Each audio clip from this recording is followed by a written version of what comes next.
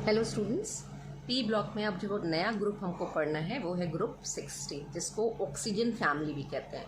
इसको एक और नाम से हम जानते हैं और वो है चैल्कोजेन। चैल्कोजेन चैल्कोजेन चैल्कोजेन मीन्स होता है ऐसे सारे एलिमेंट्स जो और फॉर्मेशन करें, और जो अर्थ क्रस्ट में प्रेजेंट होते हैं। तो और को बनाने वाले, जेनेसिस से जेन आया है, जेनेसिस मीन्स जनरेट करने वाले, फॉर्म करने वाले। तो ये सारे जो इस ग्रुप के मेंबर्स हैं, हम देखेंगे कि जो अर्थ क्रस्ट में ओर्स प्रेजेंट होते हैं ये उनमें कंबाइंड फॉर्म में प्रेजेंट होते हैं। तो चैल्कोजेन और फॉर्मिंग एलिमेंट्स हैं।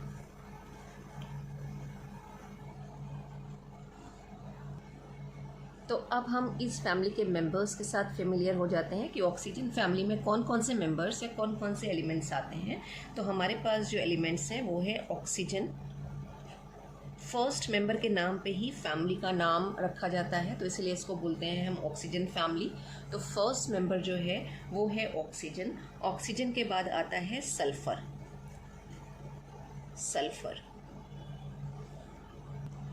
देन सेलेनियम, टेलुरियम और पोलोनियम। पहला मेंबर जो है ऑक्सीजन, ये एक टिपिकली नॉन मेटल है, नॉन मेटल। इवन सल्फर जो सेकेंड मेंबर है उसको भी हम बोलते हैं कि वो एक नॉन मेटल है।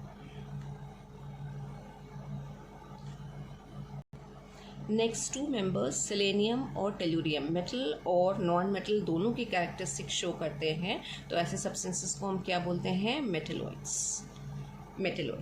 और जो पोलोनियम है वो सबसे ज़्यादा मेटालिक कैरेक्टर शो करता है। अब ये अलग बात है कि एक रेडियो एक्टिव एलिमेंट है। जो पोलोनियम है वो एक रेडियो एक्टिव एलिमेंट है और इसको डिस्कवर करने का क्रेडिट जाता है मैडम मैरी क्यूरी को। मैरी क्यूरी ने इसको डिस्कवर किया था इन द ईयर 1898। और जो इसका नाम आया है पोलोनियम, वो पोलोनियम नाम भी उन्होंने अपनी कंट्री के नाम पे, पोलैंड के नाम पे इसका नाम रखा था पोलोनियम। तो फेमिलियर हो गए हम मेंबर्स के साथ, ऑक्सीजन, सल्फर, सेलेनियम, टेलुरियम और पोलोनियम। अभी हमने कहा कि इस ग्रुप के मेंबर्स को हम चैल्कोजेंस कहते हैं, ओ फॉर्मिंग एलिमेंट्स, क्योंकि हमें पता है कि हमारी अर्थ क्रस्ट में जो ओर्स मिलते हैं वो या तो ज़्यादातर ऑक्साइड्स होते हैं यानी ऑक्सीजन होगा उसमें, या फिर सल्फाइड्स होते हैं यानी सल्फर होगा। कार्बोनेट्स और होते हैं, कार्बोनेट में भी ऑक्सीजन आता है, और या फिर नाइट्रेट्स, सल्फेट के फॉर्म में। तो नाइट्रेट में भी ऑक्सीजन है और सल्फेट में सल्फर और ऑक्सीजन दोनों है, इसीलिए इस ग्रुप के मेंबर्स को हम बोल रहे हैं चैल्कोजेंस। ग्रुप के मेंबर्स की अक्रेंस की अगर हम बात करें तो जो सबसे पहला एलिमेंट है oxygen, which is the most abundant element in earth crust. सबसे ज़्यादा मिलने वाला एलिमेंट जो हमारे अर्थ क्रस्ट में है वो है ऑक्सीजन। और जब हम एयर में इसकी बात करते हैं तो एयर में दो मेन गैसेस प्रेजेंट होती हैं, नाइट्रोजन और ऑक्सीजन। नाइट्रोजन अप्रॉक्स 78% होती है और जो ऑक्सीजन है वो एयर में, एटमॉस्फेयर में 21% बाई वॉल्यूम प्रेजेंट होती है। तो जब हम एलिमेंट की बात करते हैं तो फर्स्ट या मोस्ट अबेंडेंट एलिमेंट जो है ऑक्सीजन है, और सेकंड जो है, सेकंड आता है SI या फिर सिलिकॉन, और मोस्ट अबेंडेंट मेटल जो है वो एल्युमिनियम है। तो अबेंडेंस वाइज जब हम एलिमेंट को अरेंज करेंगे तो oxygen is the most abundant, और सेकंड प्लेस पर आएगा SI, और थर्ड प्लेस पे आता है एल्युमिनियम। और मेटल्स में एल्युमिनियम इज द नंबर 1, यानी सबसे ज़्यादा मिलने वाली मेटल जो है वो एल्युमिनियम है। अब इस ग्रुप में बात करें तो ऑक्सीजन के बाद आता है सल्फर जो है वो एयर में बहुत ही कम अमाउंट में होता है। वॉल्केनोज वगैरह में H2S के फॉर्म में, या एटमॉस्फेयर में H2S के फॉर्म में, SO2 के फॉर्म में, SO3 के फॉर्म में प्रेजेंट होता है, लेकिन बिल्कुल नेग्लिजिबल अमाउंट होता है। और जब हम अर्थ क्रस्ट में बात करते हैं, इन अर्थ क्रस्ट, तो अबेंडेंस वाइज जो इसका नंबर है वो आता है 16th। यानी 16th मोस्ट अबेंडेंट एलिमेंट है सल्फर। बाकी के जो 2 मेंबर्स हैं सेलेनियम और टेलोनियम, ये बहुत ही कम अमाउंट में ट्रेसेस में प्रेजेंट होते हैं, रेयर एलिमेंट्स हैं। इवन पोलोनियम भी एक रेयर एलिमेंट है अर्थ क्रस्ट में जो नेचुरल फॉर्म में प्रेजेंट होता है। यूरेनियम मिनरल्स के साथ या ओर्स के साथ ये कंबाइंड फॉर्म में मिलता है, लेकिन बहुत ही कम होता है, वहाँ से इसको एक्सट्रैक्ट करना फीजिबल प्रोसेस नहीं है। ज़्यादातर जो पोलोनियम है वो एज अ डिके प्रोडक्ट मिलता है थोरियम और यूरेनियम से। यानी 2 अगर हम रेडियो एक्टिव मेटल्स का नाम लें, थोरियम और यूरेनियम, तो पोलोनियम उसका डिके प्रोडक्ट है। डिके प्रोडक्ट मतलब जब थोरियम और यूरेनियम के न्यूक्लियस डिसइंटीग्रेट होते हैं, ब्रेक होते हैं, तो जो डॉटेड प्रोडक्ट्स मिलते हैं, जो आगे फर्दर हमें दूसरे एलिमेंट्स या न्यूक्लियस मिलते हैं, उसमें पोलोनियम है। तो पोलोनियम को बोला जाता है डिके प्रोडक्ट, और ये एनसीईआरटी में भी क्लियरली मेंशन है। तो आपके कॉम्पिटिटिव एग्जाम में पूछी जा सकती है चीज़ कि डिके प्रोडक्ट कौन कौन सी मेटल्स का है, तो थोरियम और यूरेनियम का है। ग्रुप 16 के मेंबर्स की एटॉमिक और फिजिकल प्रॉपर्टीज डिस्कस करेंगे वन बाय वन, जिसमें सबसे पहला है इलेक्ट्रॉनिक कॉन्फ़िगरेशन। इलेक्ट्रॉनिक कॉन्फ़िगरेशन लिखने से पहले हम इस ग्रुप के मेंबर्स जो हैं उनके सिंबल्स देख लेते हैं। अभी हमने नाम देखे थे। ऑक्सीजन, वी नो कि सिंबल इज O और एटॉमिक नंबर कितना होता है 8। Sulphur S, atomic number is 16। Atomic number कैसे ड्राइव करेंगे, हम 8 प्लस कर देंगे तो सल्फर का एटॉमिक नंबर आ जाएगा हमारे पास। उसके बाद नेक्स्ट मेंबर है सेलेनियम। सेलेनियम का symbol is Se, atomic number is 34। ये कैसे आया, 18 को हमने प्लस किया 16 में, तो we will get 34। Next member is tellurium, जिसका सिंबल Te है, atomic number is 52। And tellurium के बाद आ रहा है polonium and the symbol is Po, atomic number is 84। तो यहाँ पर डिफरेंस कितने का आया, 8, उसके बाद 18, फिर 18 एंड फिर 52 में हमने 32 प्लस किया, तो वी विल गेट 84। तो this way you can remember the atomic number. अब हमें इनके इलेक्ट्रॉनिक कॉन्फ़िगरेशन लिखने हैं। तो ऑक्सीजन के लिए जब हमने इलेक्ट्रॉनिक कॉन्फ़िगरेशन लिखा, तो जो ऑक्सीजन से पहले इनर्ट गैस आएगी वो है हीलियम। तो हीलियम को हमने स्क्वायर ब्रैकेट के अंदर लिखा। अब ये स्क्वायर ब्रैकेट के अंदर जो हीलियम है वो क्या मेंशन कर रहा है, हीलियम का इलेक्ट्रॉनिक कॉन्फ़िगरेशन, यानी कि 1s2, और बाकी यहाँ पे कॉन्फ़िगरेशन आ गया 2s2 2p4। इसी तरह सल्फर से पहले जो इनर्ट गैस आती है वो नियॉन। तो नियॉन का इलेक्ट्रॉनिक कॉन्फ़िगरेशन हमने लिखा यहाँ पे, मतलब पूरा 1s2 2s2 2p6 10 इलेक्ट्रॉन्स का इलेक्ट्रॉनिक कॉन्फ़िगरेशन लिखने के बजाय हम एनी को अगर स्क्वायर ब्रैकेट के अंदर लिख देते हैं तो इट मीन्स कि हम 10 इलेक्ट्रॉन का या नोबल गैस का कॉन्फ़िगरेशन यहाँ पे रिप्रेजेंट कर रहे हैं। और सल्फर के पास 16 इलेक्ट्रॉन है, रिमेनिंग 6 इलेक्ट्रॉन जो है वो कहाँ जाएंगे, 3s में 2 इलेक्ट्रॉन एंड 3p4। उसके बाद नेक्स्ट मेंबर सेलेनियम के लिए हमने इनर्ट गैस लिखी है, इससे पहले आती है आर्गन। 18 इलेक्ट्रॉन्स निकाल दिए और बाकी के जो रिमेनिंग इलेक्ट्रॉन है उनकी फिलिंग यहाँ पर आ गई। टेलुरियम से पहले इनर्ट गैस आती है क्रिप्टन। क्रिप्टन के लिए हमने इलेक्ट्रॉन्स निकाल दिए, उसके बाद रिमेनिंग इलेक्ट्रॉन्स को हमने फिल कर दिया 4d10 5s2 5p4। और पोलोनियम, उससे पहले इनर्ट गैस आती है जिनॉन, और जिनॉन के इलेक्ट्रॉन्स या इलेक्ट्रॉनिक कॉन्फ़िगरेशन लिखने के बाद हमने रिमेनिंग इलेक्ट्रॉन्स को फिल कर दिया कुछ इस तरह से। अब इसी ग्रुप में एक लास्ट मेंबर आता है जिसका एटॉमिक नंबर 116 होता है। हमने उसको पहले भी मेंशन नहीं किया, इसका टेम्परेरी नेम 116 के लिए हम लिखते हैं अनहेक्सियम। रिसेंटली इसको परमानेंट नेम भी अलॉट कर दिया गया है एंड द नेम इज, यहाँ पे नेम लिख लेते हैं, नेम इज लिवर्मोरियम। लिवर्मोरियम, और इसका एटॉमिक नंबर होगा 116।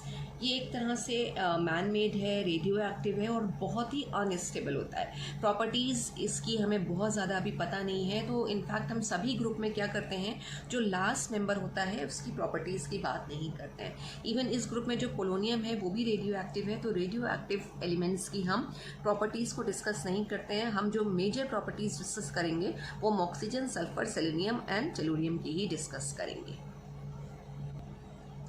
अब इस ग्रुप के मेंबर्स का जो हमने इलेक्ट्रॉनिक कॉन्फ़िगरेशन लिखा है, अगर हम उसके लिए अब जनरल कॉन्फ़िगरेशन लिखना चाहें कि ग्रुप 16 के लिए जनरल कॉन्फ़िगरेशन क्या आएगा, तो on the basis of this you can see कि जो लास्ट के 6 इलेक्ट्रॉन्स हैं, जो वैलेंस शेल के इलेक्ट्रॉन्स हैं, वो कहाँ जा रहे हैं, ऑक्सीजन के लिए वो 2s और 2p में जा रहे हैं। तो अगर हम नंबर ऑफ शेल को वेरिएबल ले लें, हम उसके लिए n लिख लें, तो जो इलेक्ट्रॉन है ग्रुप 16 के जो एलिमेंट्स हैं उनके जो 6 इलेक्ट्रॉन्स हैं, वैलेंस इलेक्ट्रॉन हैं, उसके लिए जो जनरल कॉन्फ़िगरेशन आएगा वो होगा ns2 np 4। तो this is the general configuration for group 16 element. इससे पहले हमने ग्रुप 15 पढ़ा था, वहाँ पे जो जनरल कॉन्फ़िगरेशन आया था वो NS2NP3 था, और यहाँ पर जो जनरल कॉन्फ़िगरेशन आ रहा है वो है NS2NP4। जैसे जैसे हम ग्रुप में नीचे की तरफ जा रहे हैं, नंबर ऑफ शेल इंक्रीज कर रही है। जो N है वो नंबर ऑफ शेल को ही रिप्रेजेंट करता है, वो वेरी करेगा, बाकी इलेक्ट्रॉन का डिस्ट्रीब्यूशन सेम रहेगा। यानी NS में जो है वो 2 इलेक्ट्रॉन्स आएंगे और वो पेयर्ड फॉर्म में रहेंगे, और NP में जो 4 इलेक्ट्रॉन्स हैं जब हम उसकी फिलिंग करेंगे, ठीक है, PX, PY और PZ ऑर्बिटल्स के अंदर, तो पहले हम सिंगल सिंगल इलेक्ट्रॉन भरते हैं, 3 इलेक्ट्रॉन ये और 4th इलेक्ट्रॉन यहाँ जाएगा। यानी कि जो P ऑर्बिटल है, P ऑर्बिटल में एक ऑर्बिटल हमारी पेयर्ड है, यहाँ पे इलेक्ट्रॉन 2 होंगे और बाकी हमारी ये सिंगली ऑक्यूपाइड ऑर्बिटल्स यहाँ पर प्रेजेंट होंगी। तो this is the general configuration for group 16 elements. Next property हम डिस्कस करते हैं यूजुअली एटॉमिक और आयनिक रेडियाई, और यहाँ पे भी कोई नई चीज़ देखने को हमें नहीं मिलेगी। जब इसको प्रीवियस ग्रुप से हम कंपेयर करेंगे, यानी अगर ग्रुप 15 से हम कंपेयर करेंगे, तो जो एटॉमिक और आयनिक रेडियाई होगी वो कम होगी, बिकॉज वी नो कि जैसे जैसे हम पीरियड में लेफ्ट टू राइट मूव करते हैं इफेक्टिव न्यूक्लियर चार्ज बढ़ता है, जिसकी वजह से साइजेस घटते जाते हैं। लेकिन हम जब ग्रुप में मूव करते हैं, टॉप टू डाउन जब हम ग्रुप में मूव करेंगे, तो यू कैन सी कि एटॉमिक रेडियाई क्या हो रही है, इंक्रीज कर रही है। ऑक्सीजन से पोलोनियम की तरफ हम जा रहे हैं, तो एटॉमिक रेडियाई इंक्रीज कर रही है। वैल्यूज़ यहाँ पे लिखी हैं, आपको वैल्यूज़ याद करने की ज़रूरत नहीं है, बस आपको कंसेप्ट समझना है कि जैसे जैसे नीचे की तरफ जा रहे हैं, तो हम यहाँ पे देख रहे हैं कि 66 ऑक्सीजन का जो है पिकोमीटर में एटॉमिक रेडियाई दे रखा है, सल्फर का 104, सडन इंक्रीज है 66 से 104, बहुत ज़्यादा बढ़ गया एटॉमिक रेडियाई। लेकिन उसके बाद 104 से 117, फिर 137 और 146, बहुत ज़्यादा इंक्रीज नहीं हो रहा है। तो ऑक्सीजन से जो सल्फर की तरफ ये इंक्रीज हो रहा है, एक तो इंक्रीज क्यों होता है उसका रीज़न हमें पता है कि जैसे जैसे हम नीचे की तरफ जाते हैं तो क्या होता है, नंबर ऑफ शेल्स बढ़ती हैं, या हमें नंबर ऑफ शेल्स में इंक्रीमेंट देखने को मिलता है, increase in number of shell, increase in number of shells, right. अभी हमने जनरल कॉन्फ़िगरेशन लिखा था, तो हमने देखा था वो जो n की वैल्यू थी, जो हमने NS2NP4 लिखा था, उसमें n की वैल्यू इंक्रीज कर रही थी नीचे की तरफ जाने में, ग्रुप में नीचे की तरफ मूव करने में। तो ऑक्सीजन से जब हम सल्फर की तरफ जा रहे हैं, तो जो सडन इंक्रीज आ रहा है 66 से 104 का, इसका एक रीज़न तो यही है कि नंबर ऑफ शेल बढ़ेंगे, नंबर ऑफ शेल्स तो यहाँ पे भी बढ़ते हैं। दूसरा रीज़न क्या है, स्क्रीनिंग इफेक्ट। जो 2s और 2p का इन्वॉल्वमेंट है वो बहुत अच्छा स्क्रीनिंग इफेक्ट शो करता है, जिसकी वजह से क्या होता है, साइजेस बढ़ जाते हैं। तो जो शील्डिंग इफेक्ट है या स्क्रीनिंग इफेक्ट है वो बहुत ज़्यादा अच्छा लगता है। तो इंक्रीज यहाँ पे किसका हो रहा है, शील्डिंग इफेक्ट का भी हो रहा है या स्क्रीनिंग इफेक्ट का भी हो रहा है। लेकिन उसके बाद सल्फर से सेलेनियम और सेलेनियम से टेलुरियम और पोलोनियम की तरफ आते आते हम देखेंगे कि सल्फर से सेलेनियम की तरफ क्या होता है, यहाँ पे डी ऑर्बिटल का इन्वॉल्वमेंट हो जाता है, और फिर टेलुरियम से पोलोनियम की तरफ जब हम जा रहे थे तो जो F4F का इन्वॉल्वमेंट हो रहा था, F ऑर्बिटल आ रही हैं, और हमें पता है कि क्या होता है कि जो D और F होती हैं सबशेल्स या ऑर्बिटल्स, उनका पुअर शील्डिंग इफेक्ट आता है। तो शील्डिंग इफेक्ट बहुत ज़्यादा अच्छा नहीं लग रहा है, जो इनर शेल्स के इलेक्ट्रॉन है वो बहुत अच्छा शील्ड नहीं कर पाते, और वैलेंस शेल के इलेक्ट्रॉन्स जो हैं वो स्ट्रांगली अट्रैक्ट हो जाते हैं न्यूक्लियस की तरफ, जिसकी वजह से साइज बहुत ज़्यादा नहीं बढ़ता है। तो यहाँ जो बहुत ज़्यादा इंक्रीज हमें देखने को नहीं मिल रहा है वो किसकी वजह से है, वो है poor shielding effect of D and F orbitals. One more property is electronegativity, और अभी हमने देखा था कि ऑक्सीजन से पोलोनियम की तरफ नॉन मेटालिक कैरेक्टर डिक्रीज कर रहा था और मेटालिक कैरेक्टर इंक्रीज हो रहा था। तो इलेक्ट्रोनेगेटिविटी भी क्या करेगी, ग्रेजुअली डिक्रीज करेगी ऑक्सीजन से पोलोनियम की तरफ। यानी अपने ग्रुप में oxygen is the most electronegative element, और ऑक्सीजन वैसे भी सेकेंड मोस्ट इलेक्ट्रोनेगेटिव एलिमेंट होता है पीरियोडिक टेबल का आफ्टर फ्लोरीन। एक जो इम्पोर्टेंट प्रॉपर्टी डिस्कस करने वाली है वो यहाँ पर है आयोनाइजेशन पोटेंशियल, या फिर आयोनाइजेशन एंथैल्पी या आयोनाइजेशन एनर्जी, जिसको हम IP भी लिखते हैं। अब हम जब ग्रुप 16 के एलिमेंट्स की IP की बात करेंगे तो ऑब्वियसली बात है ग्रुप 16 के एलिमेंट्स की IP बहुत ज़्यादा होगी। 6 इलेक्ट्रॉन्स हैं वैलेंस शेल में। इस ग्रुप के मेंबर्स आसानी से अपने इलेक्ट्रॉन डोनेट नहीं करते, पॉजिटिव आयन का फॉर्मेशन नहीं करेंगे, और इनकी टेंडेंसी जो होती है वो इलेक्ट्रॉन को एक्सेप्ट करने की होती है। और क्यों, क्योंकि इनकी IP बहुत ज़्यादा है। आईपी जो है वो ग्रुप में ऊपर से नीचे की तरफ डिक्रीज भी करती है। यानी अगर हम बात करें कि किस मेंबर की आईपी सबसे ज़्यादा होगी तो ऑक्सीजन, क्योंकि वो एक प्योर नॉन मेटल है इसलिए उसकी आईपी सबसे ज़्यादा होगी। अब इसमें एक इम्पॉर्टेंट क्वेश्चन आ जाता है कि हमें ये भी पता है कि जब हम किसी भी पीरियड में लेफ़्ट टू राइट मूव करते हैं तो जो आईपी है वो इंक्रीज करती है। ठीक है, तो अगर हम ग्रुप 15 जो 16 से पहले आता है अगर हम कंपेयर करें तो होना क्या चाहिए, होना ये चाहिए कि ग्रुप 16 के आईपी, यानी कि अगर हम ऑक्सीजन पहला मेंबर ले लें ऑक्सीजन, उसकी आईपी ग्रुप 15 का जो मेंबर है नाइट्रोजन, पहला मेंबर नाइट्रोजन, अगर हम उसके साथ कंपेयर करें तो एज पर द रूल क्या होना चाहिए, ऑक्सीजन की आईपी ज़्यादा होनी चाहिए और नाइट्रोजन की आईपी कम होनी चाहिए। लेकिन होता इसका रिवर्स है। जब हम फर्स्ट आईपी को कंपेयर करते हैं तो जो ऑक्सीजन की आईपी है वो नाइट्रोजन की आईपी से कम होती है। या फिर ये कहें कि जो फर्स्ट आईपी आएगी, फर्स्ट आईपी समझते हैं ना कि जो फर्स्ट आईपी मतलब पहला इलेक्ट्रॉन का रिमूवल, जो फर्स्ट इलेक्ट्रॉन हम वैलेंस शेल से रिमूव करेंगे हम उसकी बात कर रहे हैं। तो जो नाइट्रोजन की आईपी है वो ऑक्सीजन की आईपी से ज़्यादा होगी। अगर हम वैल्यूज़ भी ले लें समझने के लिए, अगेन हमें याद नहीं रखना है, ऑक्सीजन की तो फर्स्ट आईपी की वैल्यू बहुत अच्छी सी है 1314 किलो जूल पर मोल में, और नाइट्रोजन की है वो है 1402 किलो जूल पर मोल। तो ये हम फर्स्ट आईपी या IP1 की बात कर रहे हैं। तो जो IP1 है वो नाइट्रोजन का ज़्यादा है, ऑक्सीजन का कम है। रीज़न क्या हो जाता है इसका, रीज़न हमने ग्रुप 15 में भी डिस्कस किया था कि नाइट्रोजन का जो कॉन्फ़िगरेशन आता है वो नाइट्रोजन का कॉन्फ़िगरेशन कैसा है, सिमेट्रिकल, ज़्यादा स्टेबल, क्योंकि हाफ फिल्ड होता है नाइट्रोजन। जब हम लिखते हैं नाइट्रोजन का कॉन्फ़िगरेशन, तो अगर हम नाइट्रोजन के लिए कॉन्फ़िगरेशन लिखें तो हीलियम 2 इलेक्ट्रॉन अगर हम निकाल लें यानी 1s2, तो उसके बाद आएगा 2s2 और 2p(x1), 2p(y1) और 2p(z1). ये जो कॉन्फ़िगरेशन है इसमें हम 2s देखें तो कम्प्लीटली फिल्ड है और जो 2p है वो हाफ फिल्ड है। तो कॉन्फ़िगरेशन जो है वो सिमेट्रिकल है, स्टेबल है, जिसकी वजह से जो आईपी है नाइट्रोजन की वो बढ़ जाती है।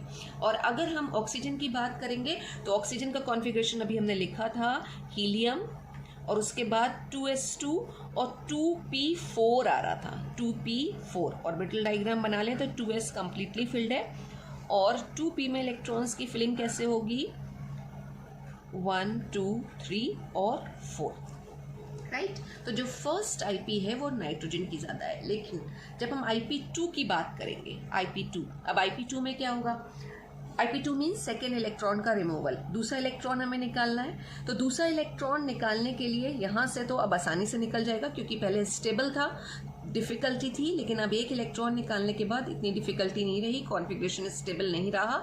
लेकिन ऑक्सीजन के केस में क्या होगा, एक इलेक्ट्रॉन यहाँ से रिमूव होगा 2p से, और एक इलेक्ट्रॉन के रिमूवल के बाद जो ऑक्सीजन का अब कॉन्फ़िगरेशन आएगा वो क्या होगा, 2s2 और 2p3 हो जाएगा, यानी वो नाइट्रोजन वाला कॉन्फ़िगरेशन आ गया, स्टेबल और सिमेट्रिकल कॉन्फ़िगरेशन आ गया।